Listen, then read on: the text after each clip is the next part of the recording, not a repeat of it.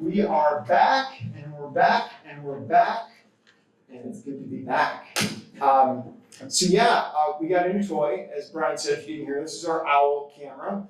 Owls. So now we've had a hard time really recording these forums and having them be a quality piece of video for anybody to see. So now it should both sound better, and then, and I know you're all going to love this, you get to be on camera now too, because it moves around to who's ever speaking. But more importantly than that, the audio when you're speaking will be much, much better on the video than it has been at this point. So we're hoping we might even install it like up here at some point, hanging off the ceiling. But anyway, don't mind the owl. He's here, and we're all here.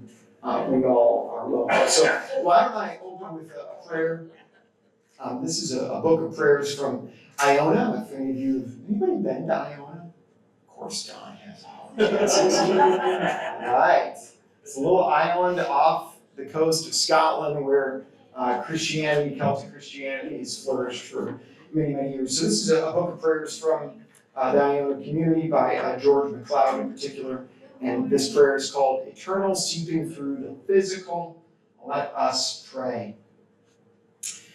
We come into thy house, our home, once more to give thanks for earth and sea and sky and harmony of color, the air of the eternal seeping through the physical, the everlasting glory dipping into time. We praise thee. For nature, resplendent growing beasts, emergent crops, singing birds, and all the gayness of the green, we bless thee. For swift running tides, resistant waves, thy spirit on the waters, the spirit of the inerrant will, striving with the currents that are also thine, we bless thee. O Lord, how marvelous are thy works, in majesty hast thou created them. As we look on man, we thank thee above all that thou hast been mindful of us. In Jesus Christ our Lord, that even as man fell from thy creation which was good, so thou didst send the proper man to restore in us the image, that we may find the road to harmony again in him. We praise thee. Yes, already vibrant with the everlasting, we are enriched beyond the noblest works of nature, that the Spirit moves upon the turbulent waters of our lives. We bless thee. Yes, that thou dost honor each of us with a flowing tide and also with resistant waves, and that the waves also engulf when we lose our trust in thee. We give thee many thanks. And that even thou, who hast set the stars upon thy courses, hast set each one of us within the orbit of thy love. The hairs on our head are numbered. We give thee humble praise. By the awareness of thy good creation around us, by the imitations of thy redemption in us, by the pulsing sense of thy spirit around us and between us, what else is there left for us to do but to say sorry for our earthiness and our laziness, our blindness and our forgetting? What else but to kneel when we see thee hanging there, bleeding there, but most certainly risen there, and waiting till we all get together there to take thee down. Give us life that we may be penitent that we may live. Amen. That was a long one, but a good one. And, we did a class on Celtic Christianity. It's been a while now. I looked at the dates. I think it was 2022. But, of course, there are forms of Christianity that have always been extremely close to the earth, right? That have always been reverent of the earth. This is not some new idea of trying to make a form of Christianity that's relevant somehow in 2024. There are ancestors we've had in our faith who have always been attentive to the rhythms of the earth, aware that our actions here and now have consequences in the environment around us.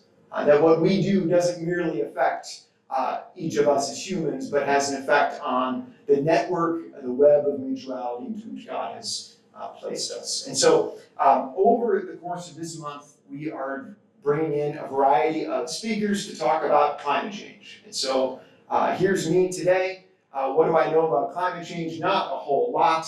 What do I know about the Bible? Hopefully a little more. So being a church, we thought it would be helpful to put a theological context onto this conversation. Next week, we've got our Welcome Home picnic, and so in light of that, many of us will be preparing, even though that starts after church at 11, a bunch of us will be preparing for that, so we have no forum next week. Is that right, Tori? Yes. Yeah. And then 2 weeks from today, Justin Kale is going to be here. Justin works for a group called Energility. Energility is a group that works with churches and other organizations to help them look at their energy consumption and how we can be better stewards of the energy that we have to use and consume. And Justin has worked with us here at Covenant, so he's going to be here to talk about this place and this facility, the things that we have done, the things that we still can do to make better use of our resources. And then at the end of the month, Ann Baird will be speaking to us. And Ann, you want to tell us what we're going to be talking about? And Brent Sanchin. Brent, all right. We're going to also be looking at climate awareness and stewardship, but closer to home, and things we can do around the central Ohio area related to that. So we're excited. Excellent. So we're trying to take both seriously the weight of the challenge of climate change and all of its implications, but also look at it from a variety of different perspectives. So I had a book over here. It's gone now, which is cool. So somebody has my book, Life After Doom. Great. You're welcome to it. So today I'm often wanting to talk about this book right here by Brian McLaren. New book, and John, you're certainly welcome to use my copies, all dog-leafed and marked up. But this is, I'll bring it back to you. This is a new book by Brian McLaren. If any of you know Brian, he's been writing about all manner of things faith for a long time. And this is his newest book, and I have found this to be an incredible resource. Wisdom and courage for a world falling apart. I'm the kind of person, I'm generally optimistic and hopeful the way that I look at the world. And for whatever reason, I think because of that, I love writers and artists and thinkers who help me look into the darkness. I need that because I often instead lean right towards everything's going to be fine. Brian, instead, having been a pastor and theologian himself, really does know a good amount about the science of all this. And his suggestions is it might already be too late when it comes to saving civilization as we know it. What if it's already too late? What if there's a level of doom that is already here? If that's the case, are we just left bereft? Are we left hopeless? And instead, that's not the case at all. And so I have found this to be a really, really helpful book. It's certainly a heavy topic. We had an author visit last year as well from Timothy Beale, whose book, When Time is Short, is also talking about a very similar idea, kind of what if it's already too late. If that's too dark for you, there are other resources we can provide, but I actually find it somehow strangely hopeful when someone tells me it's much worse than you think it is. Things are probably far worse than we're aware of, and God is right in the midst of all of that. But that's actually a common place that we've been at as people of faith for an awfully long time. The Bible is written by groups of people who are again and again faced with the end of life as we know it. That's what the Bible is. It's written by groups of people who are conquered by empires. It's not written by the people writing the script, who are making the policies, who are enacting some type of large-scale change. No, it's written by groups of people that have been conquered by powerful forces beyond their control, who managed to hang on to their humanity and managed to find God in the midst of that. So today what I want to ask, kind of from the biblical perspective, is what on earth does our faith have to say about climate change, if anything? And instead of trying to look at that in a very specific way, obviously it's not going to tell us about greenhouse gases and how much greenhouse gas can we reasonably put into our atmosphere and expect the climate to only rate. It's not going to get that specific, right? That's crazy. That's a question for us in this time. But it does have an awful lot to say about how it is that we as humans live in connection to the world around us. And so what's the very first thing we learn about creation in the Bible. Good. Yeah. Which I think we maybe overlook because we're used to hearing it. Because we, in one place, if you try to read the Bible, most people start with Genesis 1. And so we hear, yeah, God said that it was good. It doesn't have to be written that way. It could have easily been written another way.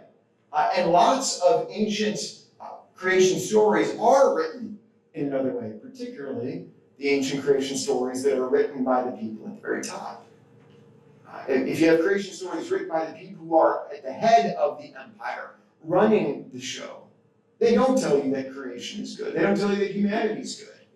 Instead, they tell stories about how when the gods were bored with each other, they started fighting, and when one fought the other, one is murdered, and from the murdered carcass of one of the gods comes the creation of humanity, and humanity was created for a very important reason, which is to be slaves to those who are in power.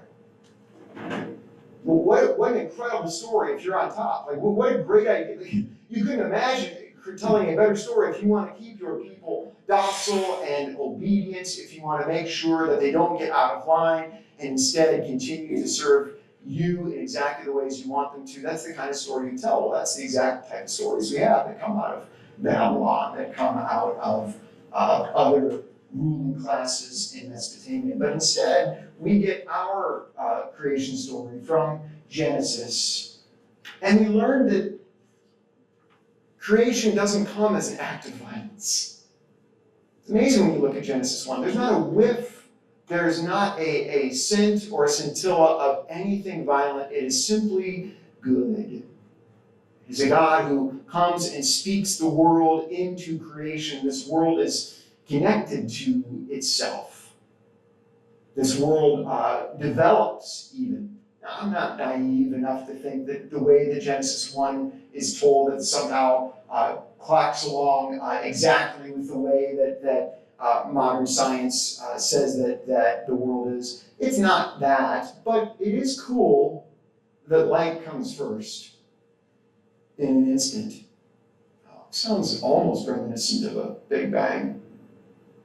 There's some primal memory of that. It's cool that the waters come first and that the rest of creation emerges out of those waters. It's almost like there was a primal memory of some of these things, that, there's actually an order to the way the world has come to us. And ancient peoples who lived close to the earth and weren't as separate from it as we are, where these intuitive things that we have lost touch with, were it not for a scientist to remind us, they somehow knew. So God saw everything that God had made, and indeed it was very good. George McLeod, who wrote that lengthy prayer that I just read for us, said that matter matters, because at the heart of the material is the spiritual. Matter itself is good. It's not just some invisible soul. Whatever we think the soul is, it's not just that that's good. It's the light, it's the land, it's the water, it's the creatures, it's the plants, that all of this is good. And when God creates humanity, interestingly, we often say, that's when God says it's very good. It's actually when God looks at everything. It's like when God takes a survey of all that God has made in relationship to itself, to each other, to God, then God says, that's very, very good. Think about what God makes humanity from in Genesis 2. Right, we get two creation stories. They aren't exactly the same. They are different, and yet they are right side by side, which also is maybe an indication that truth isn't a simplistic thing. And the ancient people understood this. They didn't put Genesis 1 and 2 right next to each other because they were dumb. Because they couldn't tell that these stories had a difference in order to them. They were just so stupid. They didn't realize, whoops, let's put these right next to each other. What if they were wise enough to know, here's a story of creation told from one perspective that has value and importance, that must be remembered and told and held on to, passed on to future generations. And here's another story, also about the creation of the world. And it has value and importance and must be told and passed on. Yes, they don't perfectly line up with each other in order, but maybe that's not what's important. Maybe there are other things that are more important. So in the second story, we get to know about the first human that's created. In Genesis 1, God just creates him. In Genesis 2, it's earthier. From the dust, maybe? Yeah. From the ground itself, right? God forms the first human. We call that human Adam. But of course, the word is just probably the best word for just the earthling. Hummus man. I love hummus. I have hummus pretty much every day of my life now, right? And hummus just means earth, and this is where we come from. We come from the earth. We are connected to that earth.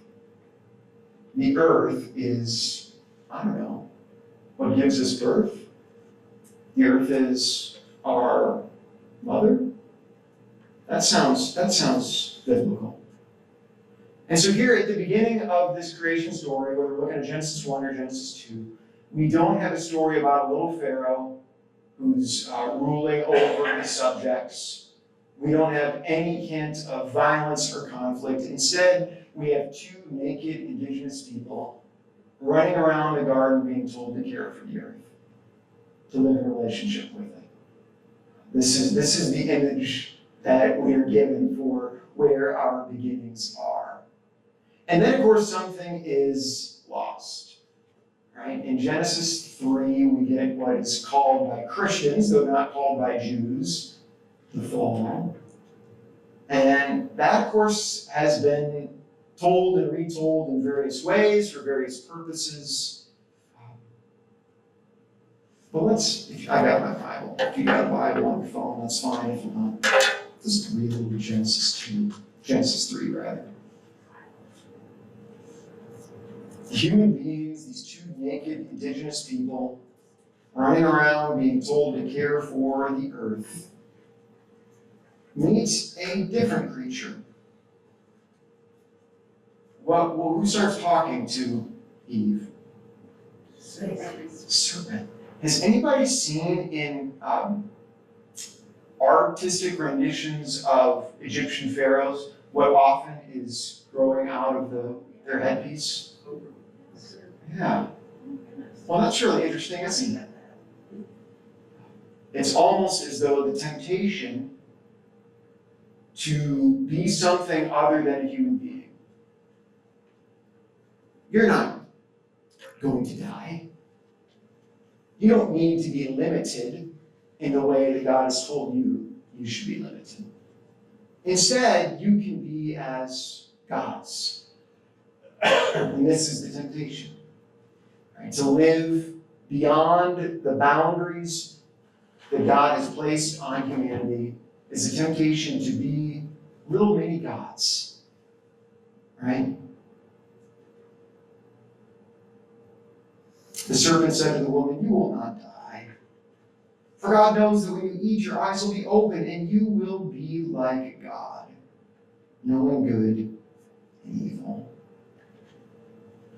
So Christians have characterized what this fall is in a lot of different ways, some more helpful, some less helpful. But the one that I have found to be, I think, both most true to the text itself and then most helpful to us is that understanding to be a human being is to live within the limits that God has placed upon us. And to be okay with those limits. It's not a bad thing to be a human being. The desire to be something other than that, to not have to face something as primal and as basic and as universal as death. You shall not die. Oh no, you're going to die. You're going to die. And that's not a bad thing. And your resistance to that, the steps that human beings will take to try to somehow transcend that. What are the things human beings do to try to cheat death? To make sure that they never die. Have children. Kids, sure. And that might be a good, healthy way to transcend and cheat death. What do powerful people do? Yeah, we've got cryo freezing. We've got the promises, of course, coming out as always. All the newest technology, we're right on the edge. We're just about to be able to do this. There's promises now of being able to upload one's intellect into a supercomputer that will somehow allow your consciousness to go on forever. Yeah, Sheila, what do you think? You're like, I think it's creepy. why would I want to do that? Right. I'm having trouble right now just getting along, with the advances, and I'm still alive. Yeah. And if we came back centuries later, boy, it would be weird. It's a strange thing, it seems to me, to be so afraid of death that we will do anything. And then, of course, the ancient way is to put up big statues, right? Yes. Yeah. Statues, giant buildings, build empires, maybe. Yeah. Put our names on things, build empires, absolutely. The font of eternal life, the quest for that. Yeah. Quests have been made. Indiana Jones. So it's interesting to me that the temptation of the first two human beings is coming in the form of the most powerful emperor in the world at that time, who is the Pharaoh, who these people are going to get to know intimately quite soon. And the invitation is you don't need to die. You don't need to live within the limits that God has placed upon you. Instead, you get to decide good and evil for yourself. I've always loved Dietrich Bonhoeffer. His take of what the original sin is in his book Creation and Fall. The human being's limit is at the center of human existence, not on the margin. Knowledge of the boundary at the center means knowing that the whole of existence, human existence, in every possible way that it may comport itself, has a limit. This is why, for me, every year on Ash Wednesday, I actually don't consider it a dark holiday. There's a way that Ash Wednesday has been translated, especially by imperial Western Christianity, that it's all about sin and you're bad. You've sinned and that's bad. I view Ash Wednesday through Psalm 103, which is that we have been, God remembers that we are dust and has compassion on us. As a father has compassion on his children, so the Lord has compassion on those who fear God. For God knows that we are but dust. And this isn't a bad thing. God remembers our limitation. And God's response to our limitation isn't bad Connie, bad Jack. Instead, God's response to our limitation is compassion and solidarity. And so be reminded that your life is limited. It's not going to go on forever. That's okay. It's a little strange, but I had an app on my phone for several years called We Croak. You heard of this app? No. You can get it, it's free. And We Croak will send you random reminders about 3 or 4, 5 times a day. Don't forget you're going to die. Don't forget. And I love that. To me, it's not a dark thought to me. It's an invitation to wake up. Are you wasting your time playing games on this phone? Guess what? It's going to remind you, hey, you're going to die. It's okay if you want to play games on your phone. It's fine. Nothing necessarily wrong with that. But think through how you're using this limited time that you have. And is this how you want to use it? You're limited. There's a limit at your existence, and that's not a bad thing. And the desire to live without limits is the desire to live without God. It's the desire to be God, to decide for ourselves what is good and what is evil. So what if righteousness and holiness is all about learning to live within our limits? That limits aren't bad, they aren't curses. Sin is living beyond our limits as though we are the ones who decide. So I'm talking about all this kind of in an individual sense. Brian McLaren in his book is looking at this, of course, on the societal level. So he writes in his book, Overshoot, we might say, civilization's original sin. In the primal Genesis story in the Bible, when the original humans were told that they could eat from all the trees except for one, they were being warned that they would lose their good lives in the garden if they refused to live within environmental balance. God's placed a limit on us. And to try to live without that is going to cause chaos for ourselves, for the world around us. One of the things I found so helpful about this book, Life After Doom, is the recognition of the Bible as indigenous literature. It's always been indigenous literature. I began to see the Bible, I began to see what the Bible actually is and has been all along. The collective diary of indigenous people who saw what the colonizer mindset was doing to humanity, to the earth, and to her creatures. If we take off the interpretive lenses we were given by the colonizers, we begin to see what the indigenous Bible has been saying all along, that trying to live like gods leads to doom. So let's take a little stroll. We'll just do a little skip through, I don't know, the whole Bible as indigenous wisdom, written by a colonized people. Right? Those who wrote the Bible were never the colonizers. They were never the ones taking land and taking others, except in maybe a couple of very small places, which are very interesting, and we'll get to those in a moment. But we have this, of course, primeval story of Adam and Eve in this garden being given a limit. They transgress that limit and are sent out into the larger world. And of course, after they leave, they have these two sons, and if you remember what their names are?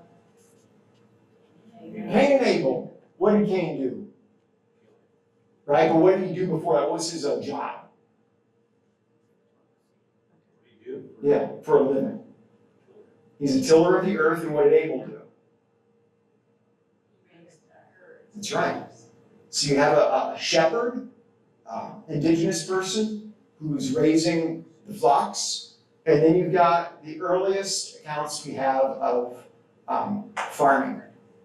These are two ways to live in the world as indigenous people. Guess which one won? The farmers or the roaming nomads with their herds? Look around. As you travel across the state of Ohio, how many nomadic herders do you see? And how much corn do you see? I'm not against corn. I used to think it was so beautiful. Drive by and, oh, look at the beautiful corn this time of year. I've begun to question that. Maybe that's a vision of beauty that's formed by the colonizers. You've never been a dairy herder. Yeah. You'll love bird, corn, if you're a dairy herder. Say more. I have no idea what you mean. Oh yeah, yeah. No milk, no cow. Yeah. No See, that's the whole thing. I'm not against these things. Here in my sermon today, last week we went to Cedar Bog. Have you been to Cedar Bog? It's it has the most diverse species of plants and animals in the state of Ohio on 450 acres? Yeah. Just west of Urbana, south of Urbana. Surrounded by what? Corn. Thousands and thousands and thousands and thousands of acres of one thing. One exact thing that looks exactly the same. We place them right next to each other. No diversity, no difference. One thing. And then you got Cedar Bog, 450 acres. That would have been lost entirely were it not for a woman who bought it who loved wildflowers. Now it used to be that part used to be 7,000 acres. It's now 450. The rest has been drained and turned into. Presbyterian, by the way. Was she? Presbyterian. Thank you, Jesus. And they preserved it. It was the first nature reserve in the state of Ohio. And this tiny little thumbprint of what it used to be remains some of the most endangered, rare plants and animals we have in our state. And what is it? It is biodiverse. It's not one thing. It is so many different things. It's so beautiful. Cain and Abel. You've got two ways of living in the world. One is a nomadic farmer, the other as the crop grower. The crop grower kills the nomadic farmer. And maybe what we have here is an old memory of two ways of life, one that beat the other. Cain goes on after killing Abel and he builds the first city. All right, now we're talking. Now we're really building stuff, right? And the first artisans come out of the city. and humanity is really getting up and growing. The more advanced settled farmer kills the primitive nomadic herder, and right after that we get cities. Interestingly, right after that, lifespans reduce. Now again, we're dealing with Genesis 1, or early Genesis, so we have people who are living hundreds of years, but all of a sudden, it slows down. Interesting. Violence starts showing up everywhere. And then we get our first environmental disaster. What is it? Flood. Yeah. So if ever we had to ask, like, does human sin affect the environment around us? At least according to Genesis, the answer is yes. It can have catastrophic impacts on the environmental, the environment around us. And there's different theories about what this flood is. But as the farming way began to take over, is it possible that the peoples in this very delicate ecosystem of the Fertile Crescent overproduce their land, and floods come in and destroy the early form of civilization that they were building? Could be. After that comes Babel, and we get a new form of technology. We get bricks instead of stones. A lot easier to build things tall, right, when you're using bricks. If you ever tried to build a wall using stone, then you need a lot of help, right? All kinds of mortar, and it takes forever. But brick, whew, now we're cooking with gas, right? We can really move things really quickly and start making big, big places. And so in comes the bigger and the better, and with Babel comes our first major city, and God disrupts this new technology. But despite God disrupting Babel, it doesn't stop humanity moving forward. And then we get another city called Ur. And in Ur lives this one man. His name is Abram. And Abram's rich. Abram's got family and connection. He's got legacy. He's got everything that he needs.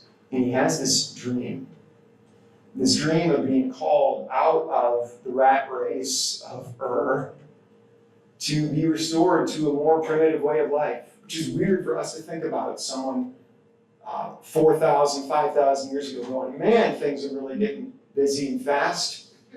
I got to get back to the way things used to be.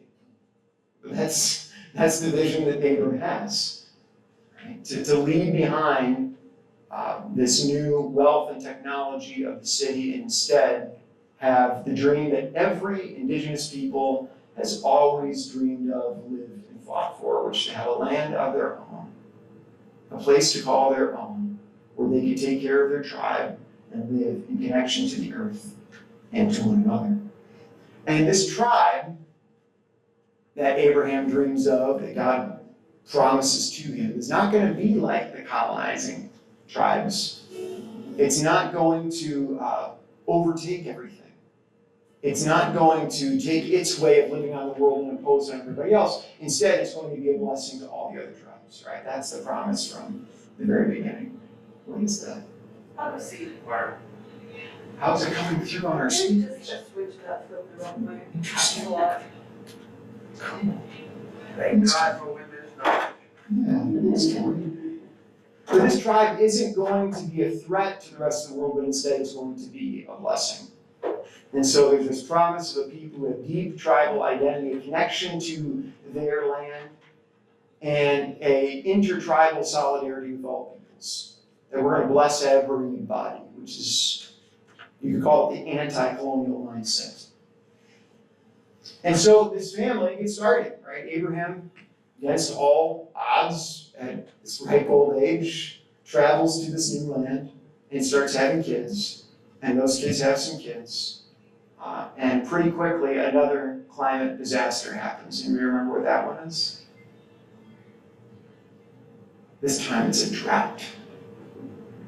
And when Abraham's children suffer a terrible, terrible drought, they become climate refugees. And they go to a land where there's a man who claims to be God, whose symbol is a snake. It's called Egypt. And they go to Egypt as climate refugees. And the empire that is Egypt promises to take care of them. And initially they're a blessing, right? And there's this mutuality between Egypt and Abraham's kids, and it seems to be like everything's going to be okay. But pretty quickly, the colonizers decide to change their attitude towards Abraham's family, and the refugees are turned into slaves rather quickly. And so that then takes us for multiple centuries, right? Thanks, Tori. Interesting. They may or may not fix it soon, because Brian's up to his eyeballs. Brian's got other stuff going on. Have a busy morning. Busy night. So for several centuries, this people that have been promised this land are now enslaved in Egypt under the great serpent. And God says, no more, right?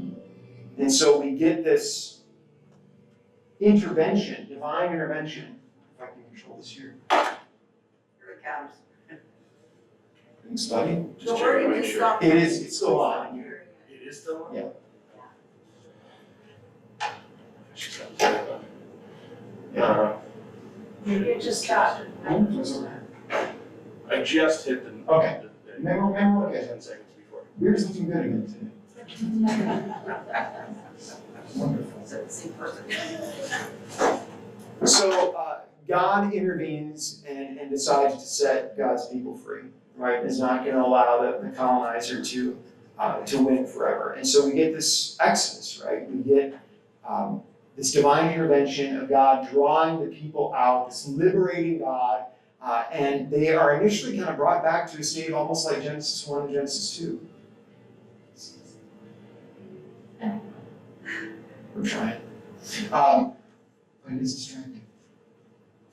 And so they live back close to the land. They're traveling around in the wilderness, which we often associate with something bad. It's really a period where they are reconnecting with God, they are reconnecting with the land. And eventually they are brought into this new land, and God gives them a law.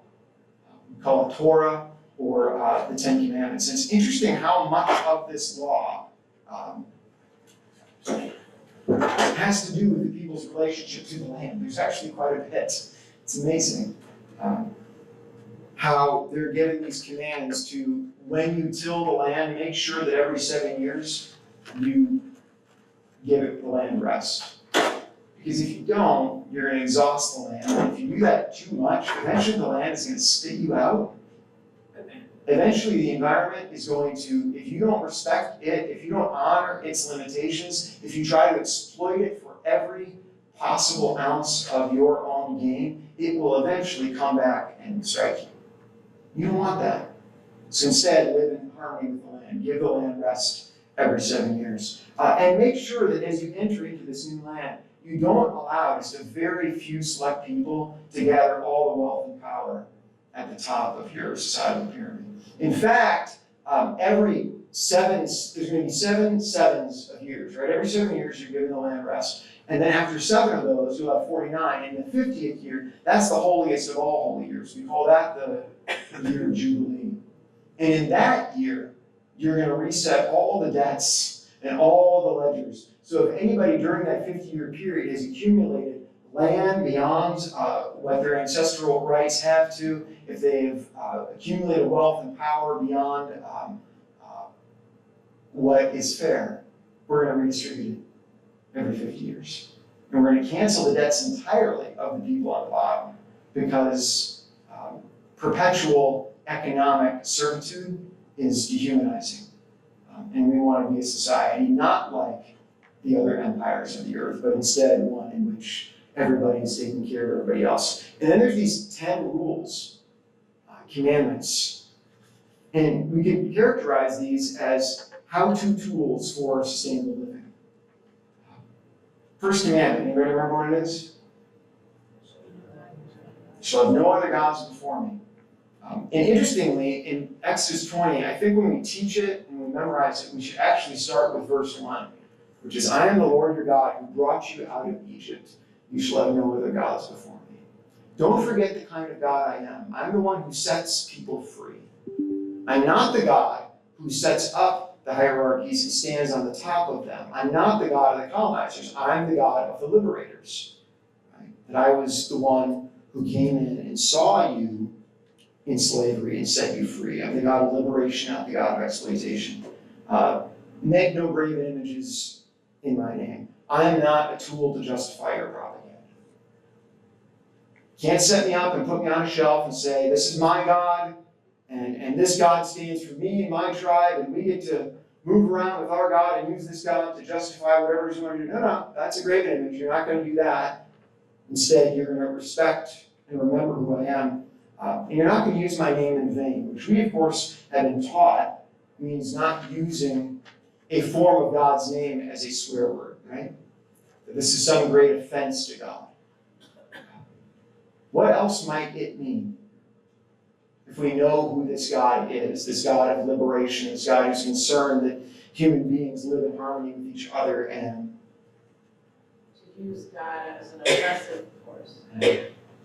to use my name in vain is to suggest that I am something other than the liberatory God who is on the side of the oppressed, who cares the way that we treat one another. When you use me as a tool for your colonizing, that's using my name in vain.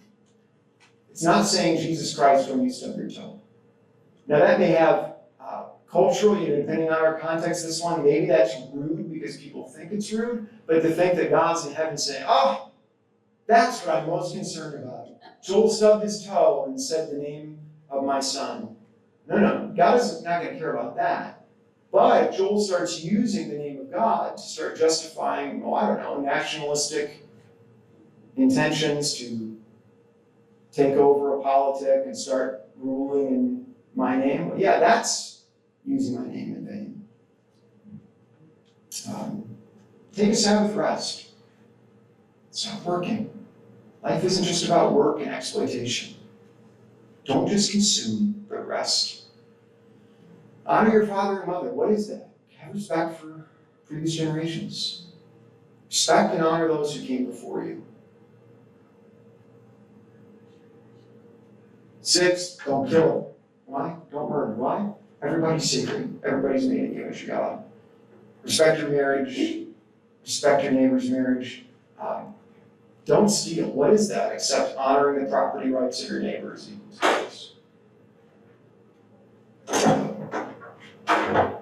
Don't bear false witness. In other words, don't corrupt the legal system. The legal system is here to ensure that the justice and equality that God promises is actually followed through.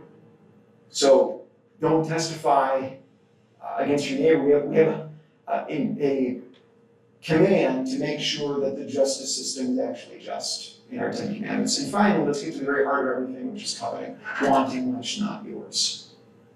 Don't covet. Live within your limits. So this tribe eventually takes the land, grows and grows, and then they start acting like everybody else. So we're in our Wednesday Bible study looking at the Samuel narratives. And the great sin, according to the book of Samuel, for the Israelites was wanting a king so they could be like the other nations. God says, I don't want you to be like the other nations. That's the whole point of what we've been doing here. I don't want you to be like Egypt. I don't want you to be like Babylon. I don't want you to be like the Persians. Instead, you're going to be a kingdom of priests, a holy people, but the people demand a king. They get their king. And very quickly, the king starts forgetting all the commandments of the Torah. Very quickly, the king starts exploiting the people. And at Israel's absolute apex, the golden years, the Make Israel Great Again era is Solomon. It's the high point of Israel's greatness. And if you read it closely, it's so clear that the seeds of Israel's demise are there the whole time. So the great temple that Solomon erects, a temple to the God of liberation, a temple to the God who brought them out of Egypt. You shall have no other gods before me. How does Solomon get that temple built? He enslaves his own people. Okay. What do we think is going to happen? Well, the Torah told us what's going to happen. Just keep ignoring these limits. Just start acting like all of those empires have acted. And in time, the land is going to spit you out, which is, of course, exactly what happens. And so we get the exile into Samaria. We get the exile into Babylon. Fascinatingly, I just thought of this morning. At the end of 2 Chronicles, which is the second account of the Israelite people when they are sent into exile, according to 2 Chronicles 36. I'm sure we've all read that recently, including me. He took into exile in Babylon those who had escaped the sword, and they became servants to him and to his sons until the establishment of the kingdom of Persia, to fulfill the word of the Lord by the mouth of Jeremiah, until the land had made up for its Sabbaths. All the days that it lay desolate, it kept Sabbath, to fulfill 7 years. God told him, you need to give this land rest. And you can ignore it, and you can keep ignoring it, you can keep ignoring it, but at some point, you try to live within those limits, the land will spit you out, and it is going to get its rest. And this is where, for progressive Christians who like to embrace things like the universal love of God that is for all people, we sometimes forget that judgment is there for a reason, and it's not all bad. That judgment is God's promise that these limits that I told you about, these consequences, and at some point they're going to bite you in the butt. And it's not because I'm mean, and it's not because I'm wagging my finger at you because I'm mad at you, but it's because if you live for too long out of sync with the world and the limits that God has placed upon us, you will bear the fruits of that. And they do. Wow, I'm way out of time. I'm so sorry. Then comes our indigenous Lord, Jesus. And I encourage you, if you haven't seen this before, this is the first translation of the Bible. It's just the New Testament, an indigenous translation of the New Testament. This is a true Bible translation. A committee of native Christian biblical scholars wrote it. And this is their version of the Beatitudes in Matthew 5. Creator's blessing rests on the poor, the ones with broken spirits. The good road from above is theirs to walk.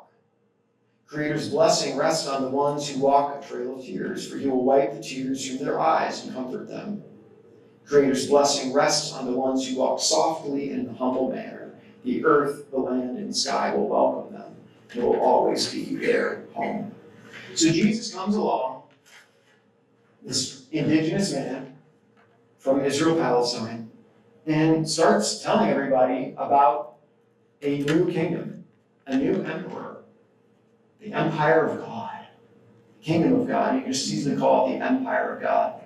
And in this kingdom, the rules are all completely different than what the colonizers tell you. And the kingdom, if you want to get around and have your way and have significance, you need to have seven. I'm obviously big bucks. You're all I got is ones today. You gotta have these, right? It's all about money in the Roman Empire.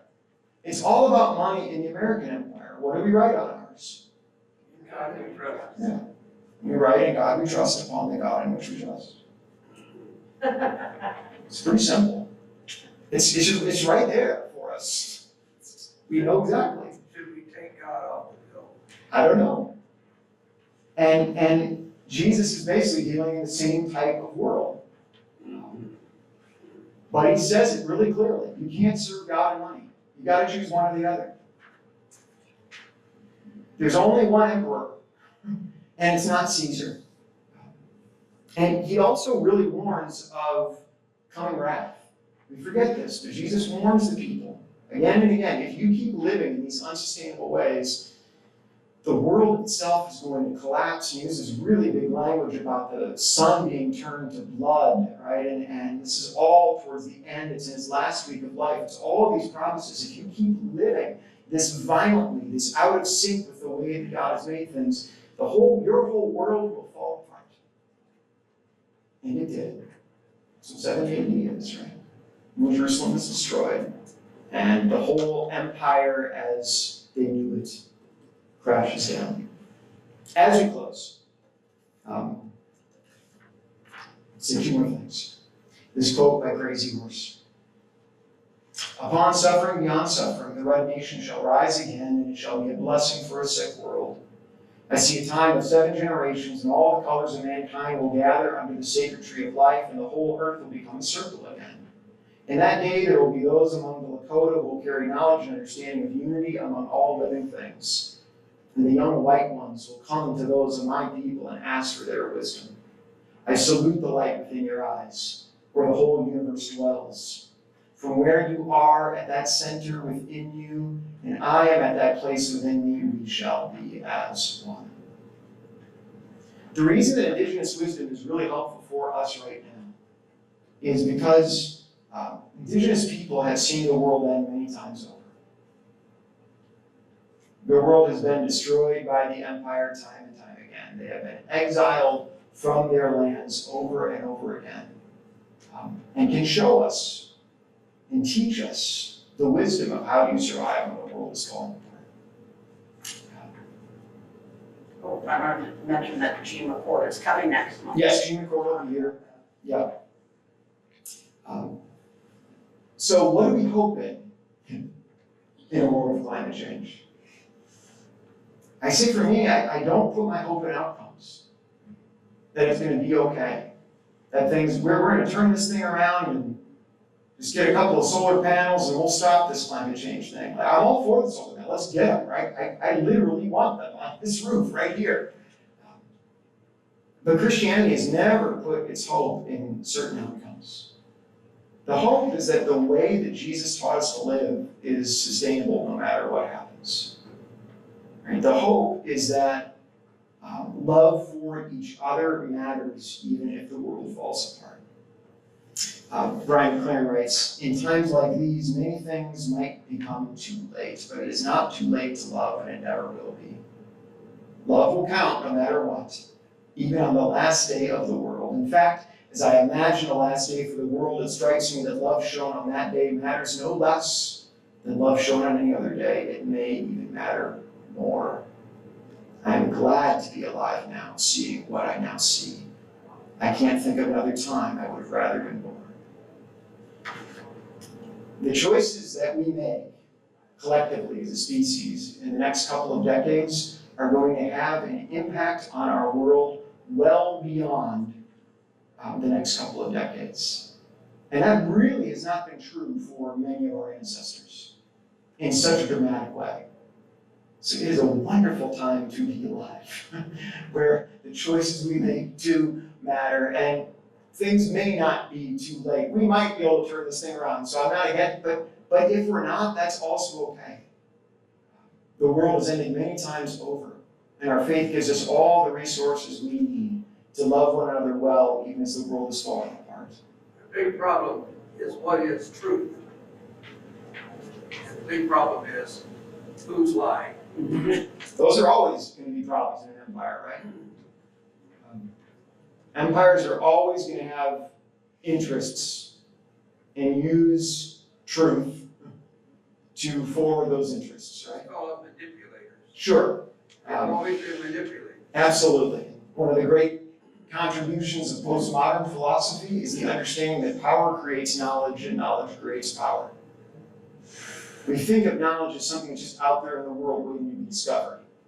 And what postmodernity has taught us, well, knowledge is an agenda. Always. So be careful what agenda you're listening to. That's why, as a person of faith, I have more hope in the way of Christianity now than ever. This way of love is more important than it has ever been.